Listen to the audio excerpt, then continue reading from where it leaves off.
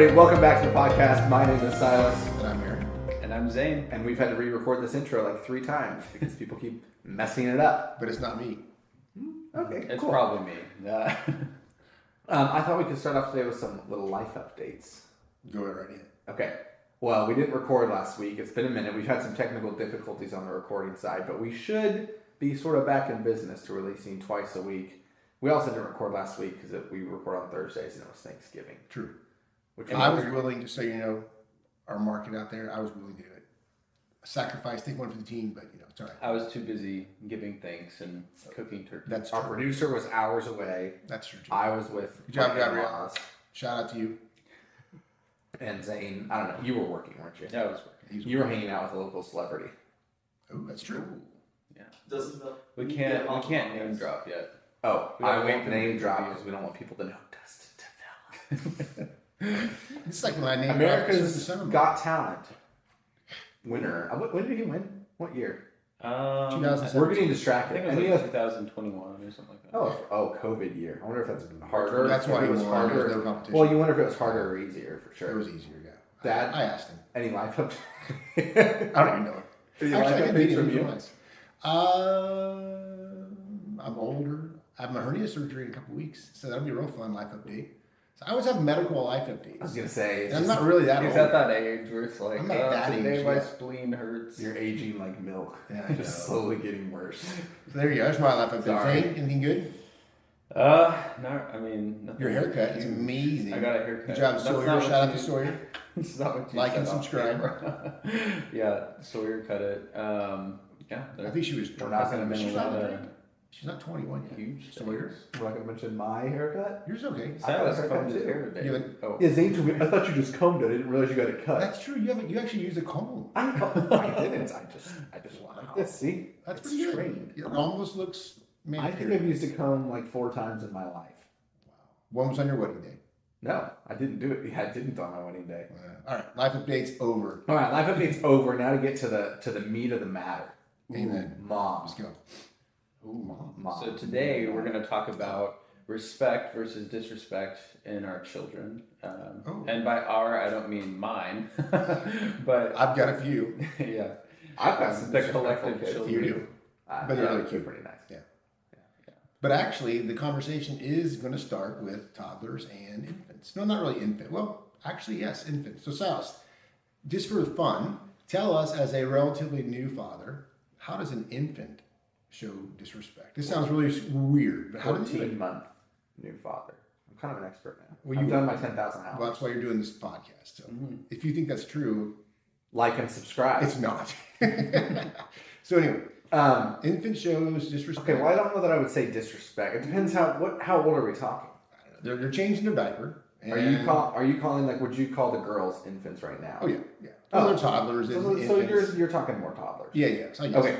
I haven't had kids for a well, while. We can talk about the fact that recently we've been having to discipline them because they've been biting each other and us. That's awesome. We'll have them on like structure, like they'll be doing a blanket time or room time together, and they'll whine or everything or something every now and then. But you'll hear one screaming, and you run in there, and you look for the marks, and they've got little bite marks. So they only have 2 teeth each, and so they have like a little line. Already put in the use. I got some pictures; they're pretty funny, and they're covered in slobber, and they have a bite mark, and that's what they do when they fight over toys. Or actually, what's ironic is Evelyn tries to be sweet and like hug I believe and that. kiss Yes. Bell, Amen. and then Belle bites her when she Yes. doesn't want to deal See, with that's it. why Evelyn's my favorite. Not that you have favorites, but I do. I know. But in addition to that, they will do like if you're changing their diaper. I think that's what you were going for. Yeah. And they try to like touch their own poop or whatever, like put their hands on there. You say no, and then they'll go like, Yep. like try to hit you or like try to. It's almost like just smack you away. And I would say that's probably what you're looking for. It is. Disrespect. Now, so when we were putting this podcast information sort of together, Zane was asking like, okay, so parents are wondering, especially with the kids we deal with, right, on a regular basis, like, so where's the difference between how they express themselves, allowing them like to ask questions regarding, the incident, whatever it is, and then when does something become disrespectful? What makes it that way? Is it the tone? Is it the words?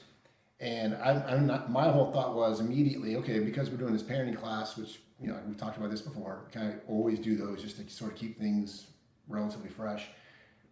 Rebellion starts when they're infants and toddlers, not when they're teenage kids. It just gets to the point to where now I'm just wore out and I can't deal with it anymore, or the kid's bigger than me, and the rebellion now makes the family come to a halt. Whereas when they're little, so for example, your kids, let's say 2, and you're wanting to go outside, and you're going to go shopping or whatever, the kid doesn't want to put his jacket on, right? Well, you can just force the jacket on him, and he's showing rebellion by not wanting to just do what you're asking and obey. He might not fully understand it, but he knows enough.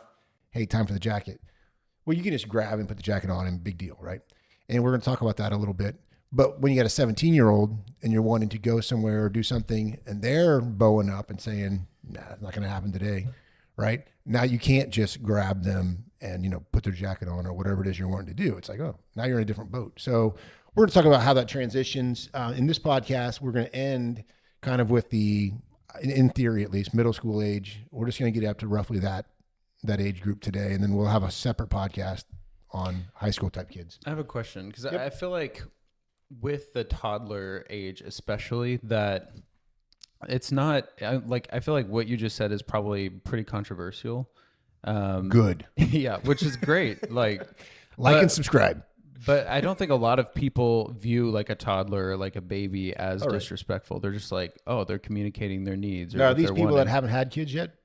Maybe, I don't know. Because it sure changes. Well, like we deal with a lot of parents that are with kids similar ages, and Yeah. I think your outlook on it matters a lot, because we'll see that and be like, okay, well, they're being disobedient and not whether just they a understand. kid. And it's not like they're intentionally like, I'm going to make mom and dad mad, like a 15-year-old might, or like I'm going to do this to make to be against. So here's But still, the lack of obedience is still disobedience. Well, here's the funny thing.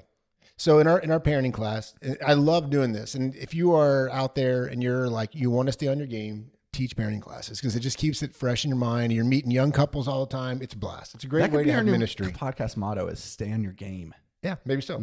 So we were talking about like this exact thing months ago in our class, and they were one of the guys and girls in our class. He's a mechanic that works. He's done some work for me. Super nice guy, and I think this is one of their first parenting classes. Shout out to you, haircut man. If you know who see you are, him. he's a great guy. But we were talking about how these young little ones show like disrespect and stuff, and they were sometimes it's a new idea. On my mic sounds. That's good. Well, don't bring it up. Sorry. So, but there's like when they went home and tried things, right? Or when other people in the class went home and tried things, they all came back with the same story, which was, oh, we were doing this thing where we're teaching our kid like not to leave their blanket, for example, if they're not quite walking around yet, which would be roughly 9-10 months. They're old enough to where you tell them to stay somewhere, you give them a few toys. You put them on top of a blanket that's like laid out. And it's like you're just training them self-control, learn to obey mom and dad. You can't just run rampant all day long around the house. You're teaching them how to have structure, which is teaching them self-control, right? But every one of the parents, they're all a little skeptical because, oh, this seems so harsh. And does my kid really understand? And it was amazing. They'd come back with these stories. Everyone would be laughing, saying it was the weirdest thing. My kid would look at me like they'd be on the blanket, and they'd look at me and then touch off the blanket just to see what I would do. And it's like, and if I did nothing, then they would go off. And if I told them no, they'd pull it back and they'd do it again. And they kept testing the parent. And that's like, it's a visual demonstration. Not only do I understand, I'm not sure I want to obey you. And if you're touching things, right, like the TV or the remotes or the things on the end table or whatever, coffee tables, or they're getting off a blanket or whatever they're doing, the kids are like, I'm going to be in charge, not you. And that's as an infant. Mm-hmm. So fast forward 10, 12 years, 15 years, if you haven't got that to where it's, under control, life's going to be, it's going to be sad, to be honest. It's just going to be very, very it's not going to be full of much joy. So, and for a little bit of perspective, like you're not putting them on the blanket, and if they get off, like beating them, right? Or maybe massive spanks for an 8-month-old that touched outside the blanket. Like that's not the point. You just like gently put them back, like no, stay on your blanket. And then as they get older, the discipline can change based on, because you can. The nice thing is, like, you're right. You think you're like, oh, they're going to get off the blanket on accident. I'm going to have to discipline them. And it's like, very rarely is it an accident. You can tell. Like when I walk into the room, if they got really excited and like stepped off, it's like, okay, well, Yeah, you who know, I'm not cares? gonna like, Yeah. I don't really care. Just put you back on, and you might cry a little bit. But yeah, they'll look at you and they'll be like, and then they'll do it. Oh, they're testing. And you. like Evelyn, we Not to mention names. Evelyn, if you're listening, we're sorry he said this. Go ahead, Silas. if you're listening in 15 years, she will tell her not to touch something, and she'll put it down, and then she'll put her finger right next to it and say no. It's And then amazing. And then she'll touch it again. Yeah. And so we have to bust her because I'm like, you clearly know. And then they'll make eye contact with you and do it, and then like know what's coming. Like they know they're in trouble, and it's funny. 'Cause Oh, yeah. they're not clueless. Sin is funny, Silas. That's great. Oh, sorry. So on that note, just to give some perspective, right? So I don't watch, social media. That's our next podcast, by the way. You are what you stream, apparently. So don't I give won't, it away. Oh, great. Come back next week. Come Or back. You are what you stream. But I saw this one reel or whatever you call them. They're probably called reels now. What are they? Reels. Okay. So this guy has this dog in front of him, and the dog is like, he's teaching the dog a new trick on how to like step on this little button when you give a treat. Dog learns instantly. And we have one of the guys in our Bible study always mentions how he's constantly training his dog because he wants the dog not to be this hyper dog that destroys the house. So he's always working with the dog. This is JJ. And it's like, I didn't know that. oh yeah. But he's very aware. My dog can learn. But for some reason we think, oh, but not my kid. It's like, wait a second. Your kid has more of a brain than your dog, believe it or not, even at like 10 months. And granted, there's some developmental differences. I get that. But it's just ironic that we just don't think kids have the ability to learn when they're little. And they do. Yeah. So one of the questions, Zane, you had down when we're putting this together is, okay, so how do you differentiate between like with an infant or a toddler, let's say, what are they communicating if they're crying? Right. So I don't mean crying from getting in trouble, but I just mean like they're in their room, they're crying or whatever. And it's like kids She might be learn to communicating train she you. got bit. Well, in your case, yes. But they could be communicating, I'm tired, I'm hungry, or, and this is where, and I'll say this carefully, but this is where the rebellion that you're wanting to like, you are wanting to see it sort of because you want to learn to start getting them to address it when they're little. You put them to do something like they're going to bed at nap time or you're putting them on a blanket to learn, some self-control, and immediately they start crying. And then when you pick them up, they stop.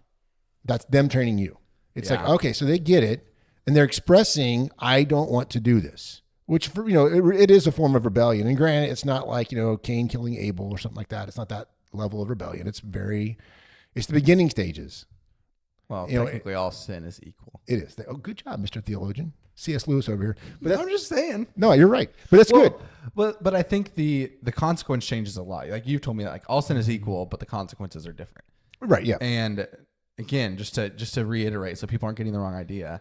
If you put your 10-month-old down and they cry because they're not happy, it's not like you punish them for crying. A lot of times it just means like, okay, like You got to work through it. You just sort of ignore them. Yeah. Like, hey, I'm right here. You're totally fine. And you're going to be on this. So you can cry or you can choose to be happy. Like we always say, like, choose joy because Jules likes to choose joy. And so, Well, you're putting something positive in their head. And this will like play off when you're at your kids going to church with you, or you're in a supermarket, or you're on an airplane, and your kid is the one kid who isn't like making everybody's trip a nightmare. And kids are still kids. They're going to have bad days. Their ears are going to hurt. You just got lucky.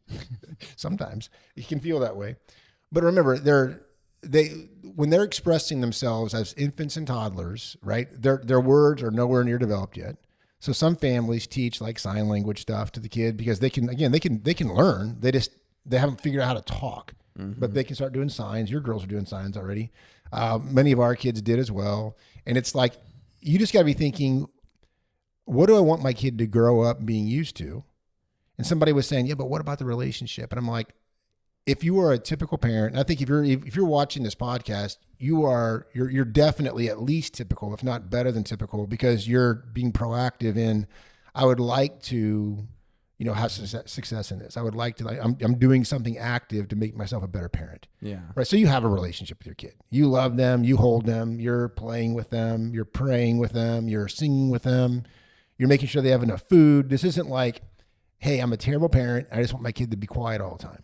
Yeah. That's all I want. It's like, well, if that's you, don't listen to this podcast. Find something else. Well, I was going to say, I think what some parents struggle with too is almost like this, they're wrestling with this, it's kind of selfish for me to expect like respect out of my kids. Like this idea of like I have to kind of earn it kind of thing through Sure. a relationship maybe.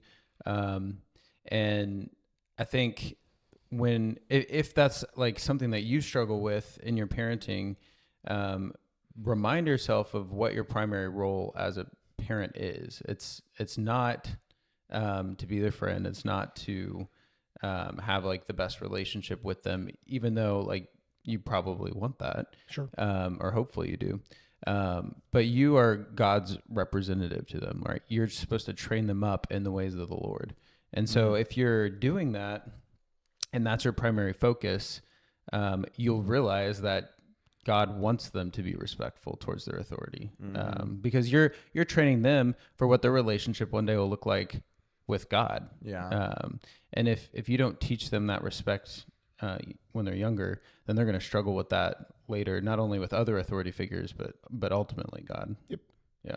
As if you're listening to this, hopefully you are, but like in the questions or in the comment section, this isn't necessarily about like how to do something to train a toddler to like, learn self-control or to respond to you differently. This is just pointing out, how does an infant or a toddler show disrespect? And what are some things you can do as a parent, right, to like know the difference so you know how to address it. But if you need like specific practical, stuff, just ask in the comment section and we can either put a podcast together about that, or we can, hi Silas, or we can, refer you to something, a child training program or whatever. There's lots of great stuff out there on this. And sometimes this will be super practical for toddler type kids, but that's more of like I hate to sound sexist, but I guess I am, like a mom thing. When you get mom on the podcast. Yeah. And that'd be actually a great podcast. So have mom and maybe, another wife or so on there and just, ask the questions. Not to give a sneak peek, but maybe in a few weeks or months, there'll be a mom podcast. A mom cast? It's like Podcast 1 or Podforce 1. This is Momcast 1. Or, That's a name we will most definitely not be I don't using. think we're using that one. All right. So real quick, just for clarification of terms here, let's get rid of the word infant. We're not talking about infants here. Let's just keep it toddlers. Sure. Because, an infant's... I'm just out of touch. I'm old. I'm very well aware. Your oldest child is 13 now? My oldest? Oh, youngest? So you're sitting here, Silas. Youngest is 13. She's a tween. Okay. So 13 is a teen. That's true. She's Okay. Well, Finn, if you're listening, I'm sorry. You're no longer a tween. She's left She's the not tweens listening. behind. She's listening to Adventures in Odyssey. Or playing with a cat. okay. So toddlers is going to show up a lot through just direct disobedience and little things. I mean, because it is little. It's not like, they're not vaping yet. But Yet. So let's talk about the next stage. So your kids are running, speaking in relatively full sentences, and this is sort of the more, hey, put on your coat, put on your shoes, it's time to go, or hey, put on this outfit, let's roll. So let's kind of talk through that a little bit. What does that sort of present as and look like?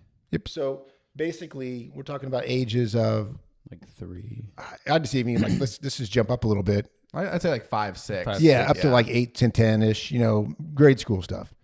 This is now like disrespect to you is shown in their body language, their tone, their obviously their words, because their words can be flat out disrespectful. But most of the time, if you're a relatively consistent parent, you have a relatively good home, or you and your husband and wife are on the same page, they're still going to be rebellious. They're still going to show signs of, I don't really want to do what you're wanting me to do. So we'll try to help figure out what does that look like. It also comes out in assignments. So they know their daily chores and they don't do them. They know what's expected of them, when they leave a room or after they get up from the dinner table, they don't do it. If there's schoolwork or assignments that are done, haven't touched it. They just go straight to what they want to do, like, TV or video games or outside, so whatever they're doing, it's all disrespect. So those are, softballs. Those are like obvious, like, okay, that's obviously disrespect. So let's make an example here. Your kid comes to you, you're getting ready to go to church, and you say, hey, go put on your church shoes or your white shoes. They know which ones you're talking about. We're going to go to church. Yep. Give us some examples of what disrespect looks like versus and maybe a good example of them wanting, because the thing is, they are learning, and they are learning how to have their own opinions and how to, you do want them to be relatively independent in certain things. And you don't want to raise kids that have to be told what to do in every single situation. So what are some good examples of that independence versus that outright disrespect, or maybe not even outright, maybe like subtle disrespect that a parent wouldn't even notice, but in reality is sort of leading to things they might not realize. Well, I think if you're giving them a direct command, like go put on your shoes for church, and a response might be why, just like, why do I have to kind of attitude. I think that's something that is pretty obviously disrespect, or maybe for some people they see that as disrespectful, but some people might be like, oh, well, I'm going to just sit there and answer the reason, give them the reasoning why. Right. Like, what's the big deal? So to go with that one, yeah. right? So my wife is very characterized by saying, and it's from some parenting class, when they're characterized by doing what you ask, right? The ability to ask why is okay. If your kid is asking why, like there's nothing wrong with a kid asking why. What's wrong is if them asking why is at first required for them to obey.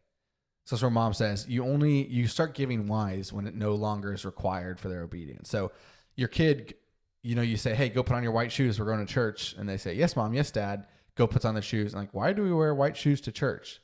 Then you can be like, oh, because they're our nicest shoes and we don't want to look, undressed or sloppy for church. That's a great exploring them wanting to know. And it's a great learning opportunity. Yeah. So another example of that, I saw it yesterday, actually. We were over at mom and dad's and Meryl was getting ready to leave. Oh, now we're shouting. Yeah, it doesn't matter. This is a good thing. Okay, good. Barry had no idea they were going to leave yet. And she was like, hey, Barry, come get your jacket off. And she was thinking so he could put you in the car seat because it's a big bulky jacket. And he had no idea what was going on. So he asked why, and it was appropriate. It wasn't like, because he's getting ready to go home. He's characterized by, he may not always want to leave, but she'll usually give a warning or she'll say, hey, we're going to leave now. So that makes sense. It's like you're in the middle of doing something and mom says, hey, come take your jacket off and it's cold outside. You can be reasonable. I think when a person becomes a legalist on, if my word isn't enough, then I'm going to, raise my hand to you. And it's like, okay, now this is why people don't like parenting or discipline or these kind of podcasts. So it gets a bad rap. Yeah. Yeah. And it's a bummer because it's like, don't throw out like good training just because there's a few or a lot even of bad parents out there or abusive, authoritative, like this is the one realm in which I won't lose any control. And it's like, well, good luck with that. Yeah, I think you just have to have a lot of discernment in those parenting moments and not just say a blanket, oh, if you ask why, then you're in trouble. Because just the overgeneralization of parenting can get you in trouble. Yep. And it's easier. I think that's why people like, how-to parenting manuals and stuff like that, because they can just read it and then replicate it. But discernment takes time and energy, and you got to actually understand what the situation was. Going back to earlier podcasts, right? We're already at a relationship stage. You're already you're not doing a lot of discipleship per se. Like this is still the training years. They're still like, it's mostly just learning structure, learning their boundaries. It's behavior modification, and not a lot of bad way. And like, I think that also gets a bad rap, but it's like when your kid is 2, 3, 4, 5, you are doing behavior modification, and you have to just kind of sort of accept that and understand what's going on. Otherwise you're going to kill yourself and them with this exasperated, why can't you understand, you 3-year-old? Yeah. And I would definitely encourage you. I mean, if you're at all aware of our world and like the conditions of a lot of like teenage kids, junior high kids, and even early college age kids, there's just a lot of anti-authority angst because it seems like the last generation has been like, oh, we've been too strict. We've been too mean. Let's just be more about, I hate to say like love because it's like, yeah, you should be all about love, but love looks lots of different ways. So that's some of the obvious stuff, but what about body language? Oh, let me jump on one go more ahead. thing. I think just to jump on what you said, which is it's too easy to look at any sort of parenting advice, especially when it comes to this, which is where the reality is you and your wife or you and your spouse might look at what your kid does and a why they ask, and you think it was disrespectful and they don't. And so when we say what's disrespectful, you can disagree with us, and that's fine. I mean, at the end of the day, they're your kids. But what you said about discernment, like Charles Spurgeon said, I'm bringing up Spurgeon. That's cool. You were really holy. He said, discernment isn't knowing the difference between right and wrong. It's knowing the difference between right and almost right. And I think that helps a lot because you can't, like you said, you can't throw the baby out with the bathwater. Like discipline has to be present in your home if you want to raise children to glorify God and to respect boundaries. Like that does glorify God. And so you can't just take it all or leave it all. It's something you have to like listen to and define and discern. And different kids are going to show up different ways. So what you just said, there's an interesting, like Lori always says, I don't remember where the verse is, but it's like about like, you know, your kids shining as lights in the universe, right? And there's out there, they're a light. When we're at a church service or a, you know, some kind of an event, even a Christian concert or something, the powerful moments are when people who are just hurting, right? Something hits them from the message or from the song that like gives them hope. And they're like, man, I need that. I'm reaching out to that, right? And it changed their life. Well, as parents, this is going on all around you all the time. When you're at a grocery store or you're, like I said, on a plane or you're sitting in church and the people behind you or in front of you have been exasperated all week with their kid doing nothing that they ask. Their life feels like complete chaos, especially if they got like 2 or 3 little kids, because life's pretty chaotic anyway, even if you're doing a good job. But like if you're really not doing anything except just kind of winging it because you just haven't thought about it. And it's like, well, there aren't parent manuals out there. Most of us think you don't need a license to raise kids yet. Sadly, our world might get weird. Probably not sad. Not sad. Yeah. But it is crazy. It's like your child. This isn't about, again, it's not an award for you. It's not like you get a blue ribbon because, oh, what a great, consistent father you are. You could be ostracizing your kids with a lack of like relationship with them at the same time. But they are a light. And they are like, when a person sees them smiling in church, sitting by you, doing what you ask without being, you know, coerced or told multiple times, they're like, okay, I can do that. And we've had a lot of people come ask questions or want to join a parenting class. And it's like, all that is another avenue of sharing the gospel, sharing like the hope that like lies within us, right? Because most people aren't going to say, can you tell me the gospel? There's something different about you that makes me want to know Christ right now. It's more just like, hey, why does your kid obey? Yeah. You know, how did my kid just cuss me out? Or my kid like just walked away when I asked them to come here when they're 8? You know, what do I do? So I think we should do a whole podcast on that because that's good. What about, but kind of rewinding a little bit so we don't forget this. So sort of get us back on track. You tell your kid to put on your shoes, their shoes. You probably shouldn't tell your kid to put on your shoes. They'll do that anyway. And they respond with, well, why? You know, we talked about that. That's bad. Yep. What about they respond with fine and roll their eyes or like big heavy sigh and I'll go like, okay. Right. What then? Well, I think you got to check your own heart in these situations too, because it would be very easy to respond out of like frustration or like this was an affront to me as a parent, right? You disrespected me, and then it becomes this power struggle. But I think Exodus 20:12 says, "Honor your father and your mother, that your days may be long in the land, and the Lord your God, that the Lord your God is giving to you." And I think what that reminds us is a lot of us remember the first verse, right? Obey your parents, right? Or obey your father and your mother. But that second part I think is really key because it shows us God's heart, right? Yeah. He says that your days may be long in the land, right? He wants you to obey your parents so that it may go well with you, so that good will come to you. I think as a parent, you have to remember that because it's not about you. It's about your kids, right? So when they're being disrespectful towards you, it's against God's design for the family, right? Like it's not going to go well with them in the future if that pattern continues. So it is a loving thing and it is a selfless thing sometimes as a parent for you to address that. But you can't let it become this prideful, like, oh, I can't believe my kid disrespected me. Of course they disrespected you because they're sinful just like you. Yep. So you have to teach them. And I think if you come at it with the right heart in the beginning, then you're going to have the right discernment on how to deal with those situations when they come up. So what you asked a specific question though. You said they eye roll, they shrug their shoulders, or I was thinking even they just delay obedience. So they walk over, they're sitting by the shoes, watching you, waiting for you to like get mad and tell them one more time, especially around like 6, 7 years old, right? And it's like you're thinking we're heading to church. I do that demonic thing. You're heading to church according to Skrilla. So gosh, we are very relative on this podcast. relevant? You mean? or relative. I don't know. Relative and relevant. They're both good words. Anyway, But it's like that your kid is he's in the process again of like he's kind of testing the boundaries. That's all he's doing, or he's just showing where his heart is. And like the Bible says, he may honor you with their lips, meaning they might do what you ask, but the heart is far from you. That's why God hates that kind of worship, right? Well, He also hates that kind of obedience, and we should be thinking, okay, this does not honor God, like Zane just said. So you might not. Depending on the situation, depending upon how many kids you have, depending on are you really going to go to church right now, and if you're like 5 minutes to go, you can just store that in your mind and think, okay, he is getting his shoes on. I want to bring this back up this afternoon in a more teachable moment. Or if he's characterized by it, you think no, we're just going to deal with it right now because he needs this consistency. It depends on your parenting, but like if you know ahead of time, chances are if it's a Sunday morning, parents are already exasperated and frustrated with kids because it's Sunday morning. I don't know why it is, but I've met very few people who Sunday mornings before you were actually sitting down in church feel like a blessing. they've just had a great morning together, just all full of harmony and joy.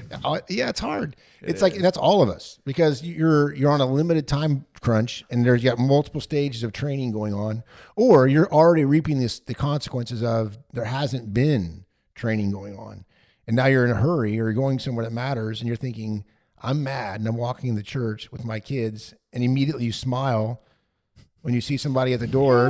Yeah. And your kids are thinking, hypocrite. You just yelled at me. Yeah. And it's weird because we see the downstream effects of this with the boys hating church, hating what church represents because I think a lot of it really is as simple as this type stuff.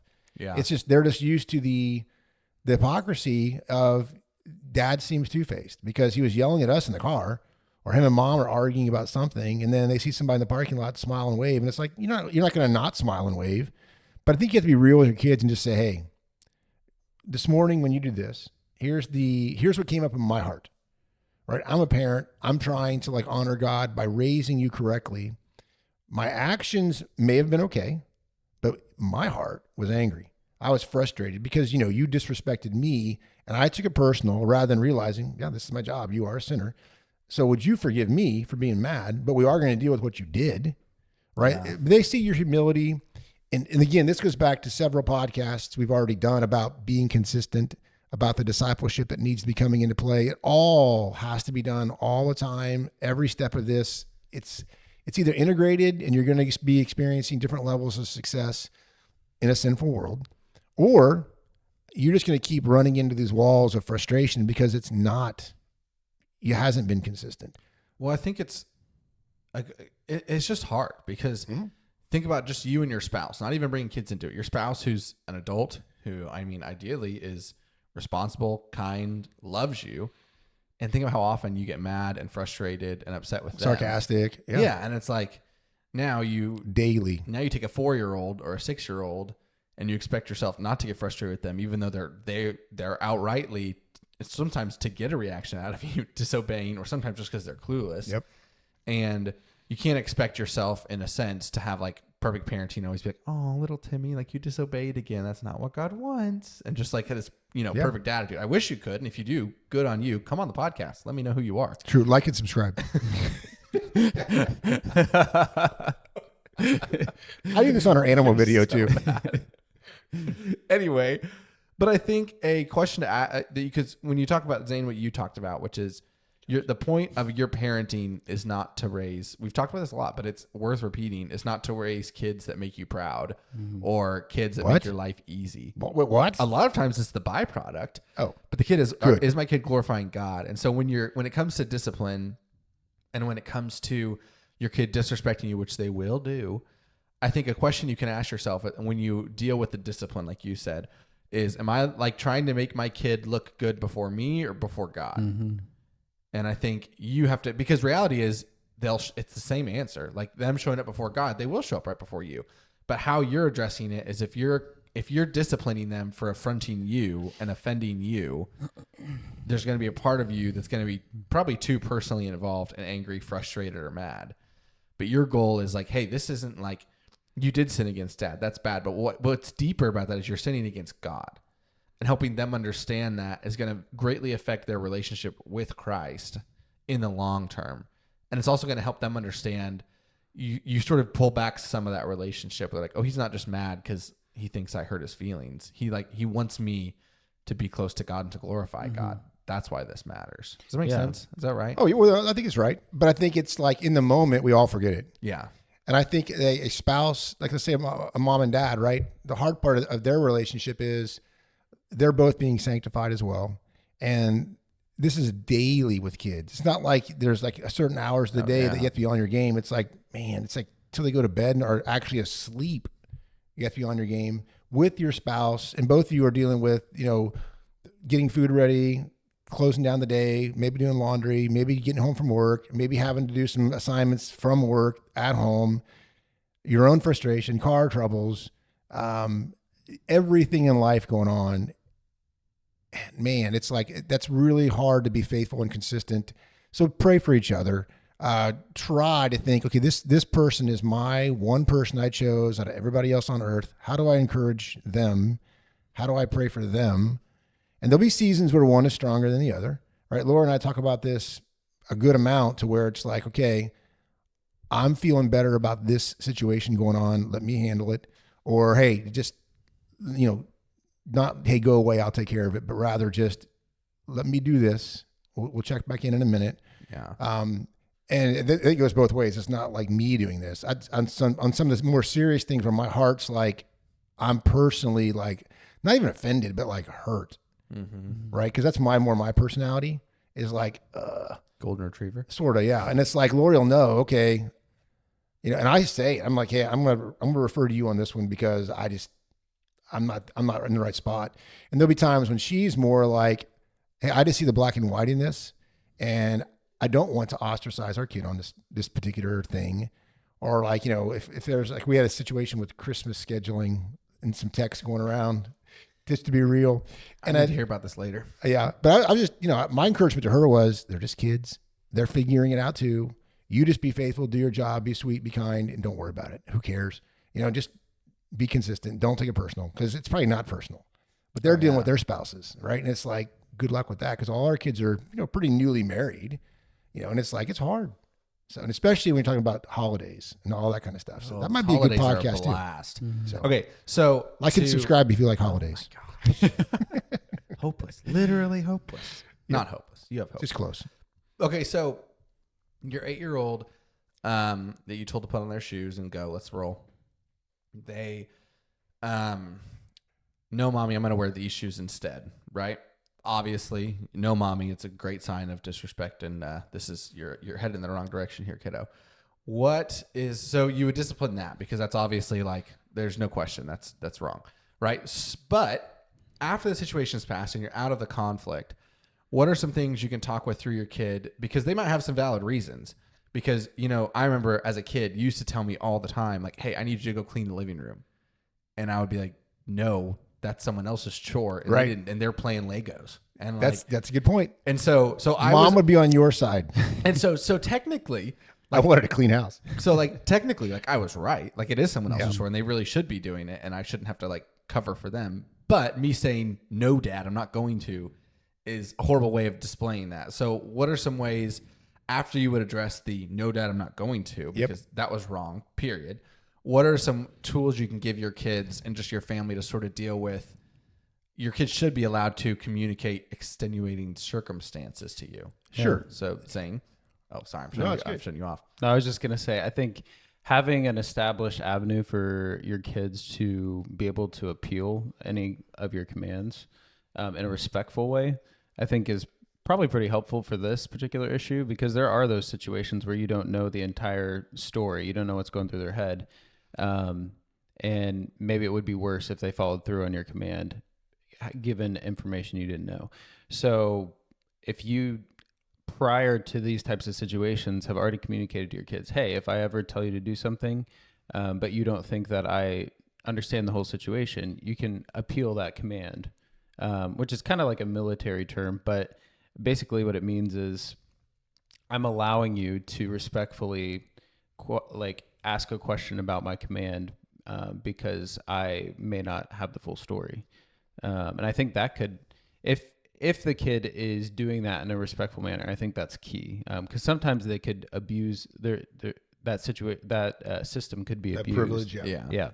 So again, it's what are they characterized by? Is it obedience or not? And then in growing kids, right? Just to shout out to growing kids. If you had they do that whole may I appeal process. It's called the appeal process, and the kid is showing you respect by asking the question, right? And it's hard because, especially if like with that example, if I'm thinking we have guests coming in 5 minutes, and the house looks like we're just slobs. Living in it. Yeah, that's what mom would say. You have an interesting definition of clean. I know. So, but anyway, but I am the dad, so it's kind of my privilege. I'm allowed. Yeah, but reality is, right? If I'm like, you came to me and said, "Hey, Dad, may I appeal? This is actually Sawyer's chore, and she's not doing it." I'd be like, "Oh, that's actually true, but she's gone, and we have guests coming in 5 minutes, and I'd kind of like the living room to look a little less destructive. Just pick it up." But that's so me. I would hope setting an example of I'm helping out as well. I'm not sitting on my chair telling you to do it because you're just kind of neither one of our jobs. So we're both sort of helping. I do this at dinner a lot with dishes and like the end of the night stuff, or just, it's like we're demonstrating through our life. We're not making an escape for somebody else to not do what their assigned duties are, their chores, but we're also humble enough to realize, man, life's a group event and we're all sort of helping out.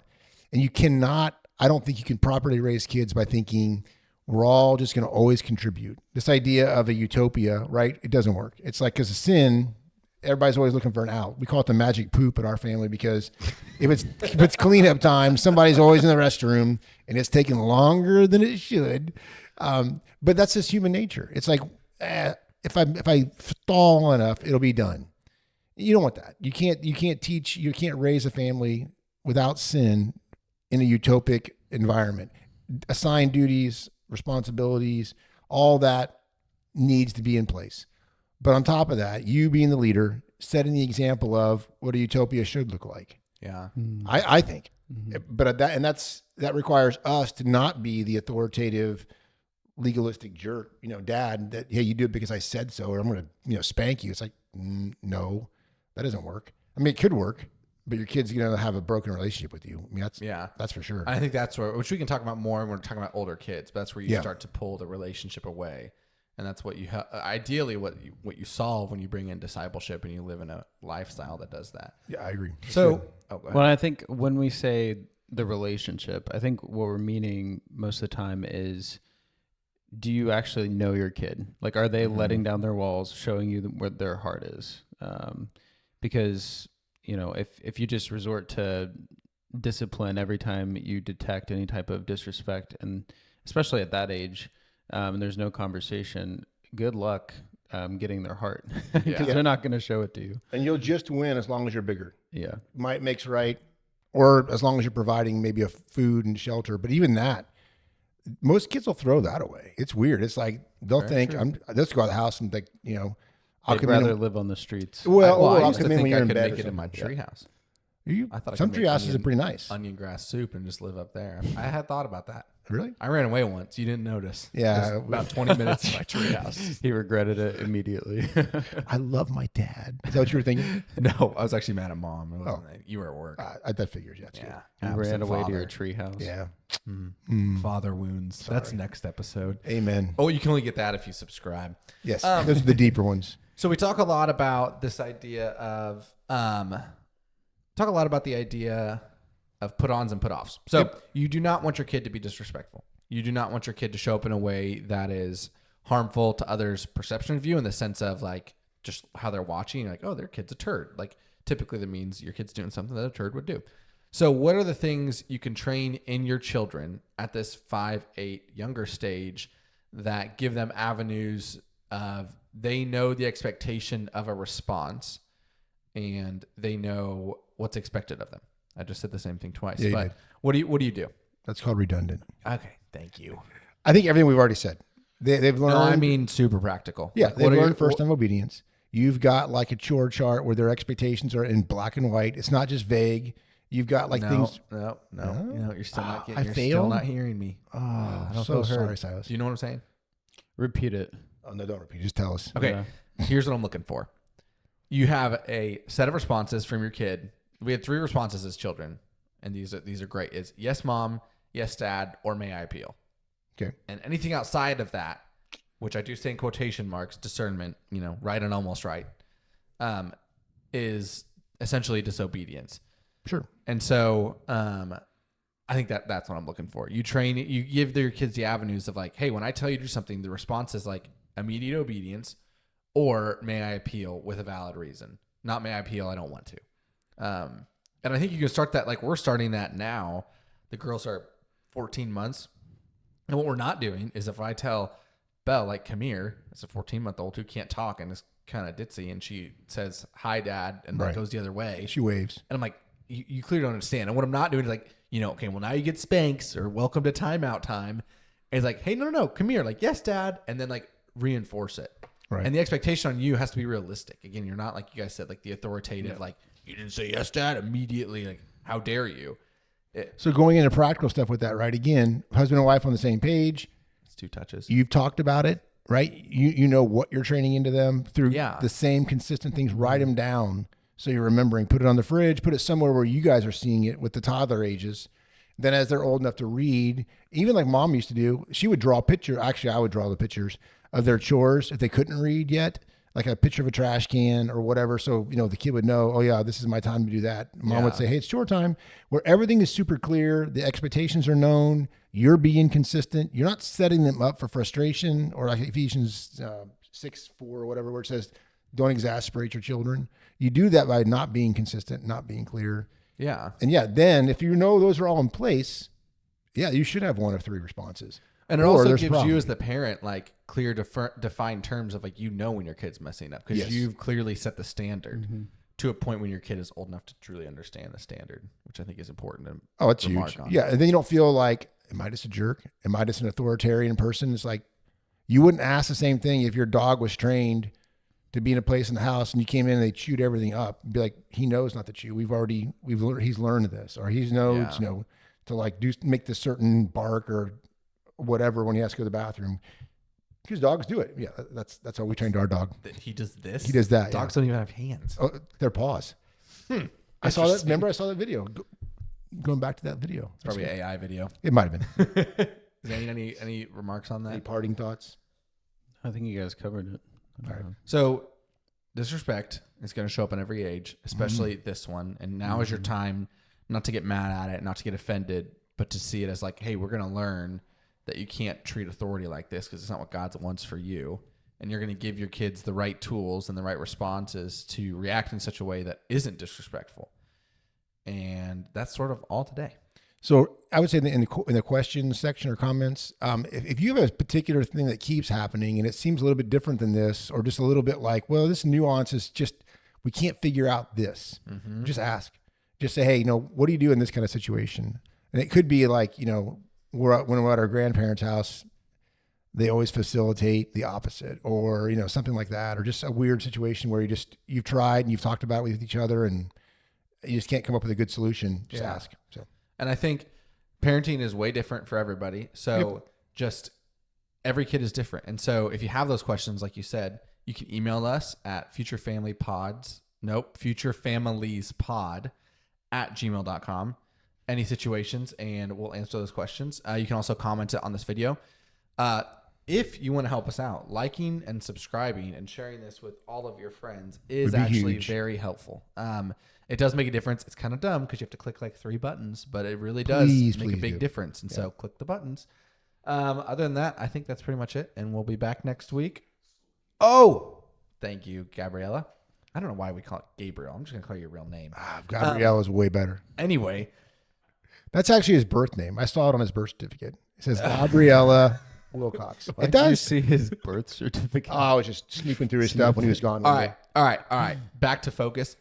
You can join our school community right now for free. It's on the link at the very top of our description in the YouTube and the Spotify. What's going to happen is we're going to have courses on very specific things. Here we kind of talk general. We're going to get very specific on there and address a lot of things with your kids. I think it'll be very helpful. You can also get connected with other parents. And right now, it's free to join. So go join. Because there's nothing there. True. There will be. We're going to start putting content on there in like, Let's be honest. when's today? December? About a month. Yeah. And it will be there. But it will be there, and it'll be a lot of fun, and eventually you free. will have to pay. So if you can join now. All it takes is your email, and it's pretty cool. So we'll see you. Go join school, like and subscribe, and we'll see you next week.